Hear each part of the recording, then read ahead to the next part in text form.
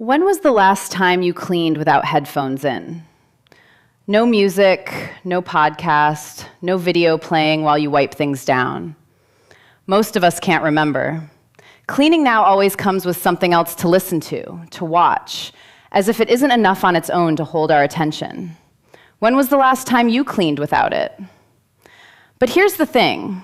There was a monk living 800 years ago who wrote an entire book about this exact moment. He didn't call it cleaning, he called it doing something halfway. His name was Dōgen. You probably think of cleaning as something to get through before you have time for what actually matters: meditation, rest, real work.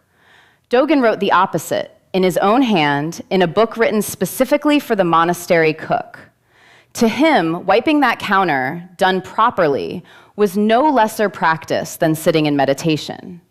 The question was never whether you cleaned. The question was whether your mind actually showed up while you did it. By the end of this, you'll know exactly what he meant, and you may never clean the same way again. In 1244, he founded a small mountain temple called Eiheiji, which later became one of the two head temples of Soto Zen in Japan. But what made him different wasn't the temple. It was a book he wrote, not for the monk sitting in meditation, for the cook in the monastery kitchen. The book was called Tenzo Kyokun, Instructions for the Cook.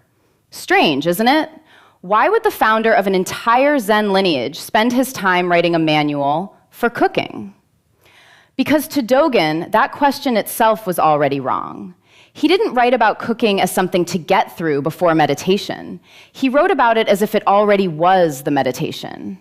Washing rice, cutting vegetables, scrubbing the pot clean, every motion, done with full attention, held no less spiritual value than sitting motionless on a cushion for hours.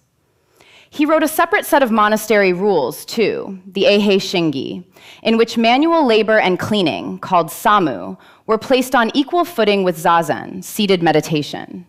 Not work first, then you get to meditate, but work done properly is the meditation. This is the part almost every modern explanation of mindful chores quietly misses.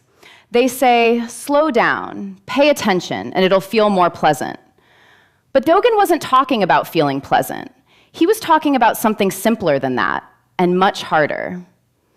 If your mind isn't there, you haven't actually done the work, no matter how spotless the counter looks, no matter how neatly the dishes are stacked. Your body finished the task. You didn't. So what does that actually mean the next time you pick up a cloth? Not giving up your earbuds forever, that was never the point. Two things if you want to try it the way Dōgen taught it. First, pick one small task and do it with nothing else running alongside it. No music, no podcast, no video playing in the background. Just one task, washing a glass, wiping one counter, in complete silence. Not because silence is better, because you need to know what the difference actually feels like before you can choose it on purpose. Second, while your hands are working, notice where your mind actually is. You don't have to pull it back immediately. Just notice, then gently bring your attention back. That's the entire practice. Not cleaner, not faster, just present for whatever your hands are already doing. Just one task, in silence, with your mind actually there. Then notice how different that feels from just crossing it off a list. I still think about that small kitchen sometimes, where Dōgen once stood writing the first lines of his book for the cook. Not because it was special, because that was exactly his point. It never needed to be. There's someone I met once who told me that after hearing this story, she started washing dishes every night with nothing else on. Just water, just her hands, just the bowl. She said it felt strange at first, too quiet. But after a few weeks, she noticed something. It was the only 10 minutes of her day she wasn't thinking about anything else. Not because washing dishes had suddenly become interesting, because for the first time in a long while, she was actually where she was standing. Maybe Dōgen didn't leave us a lesson about chores. Maybe he left us a small question for whatever you're about to do next, no matter how small. Your hands are about to do that work. The question is, will you actually be there with them?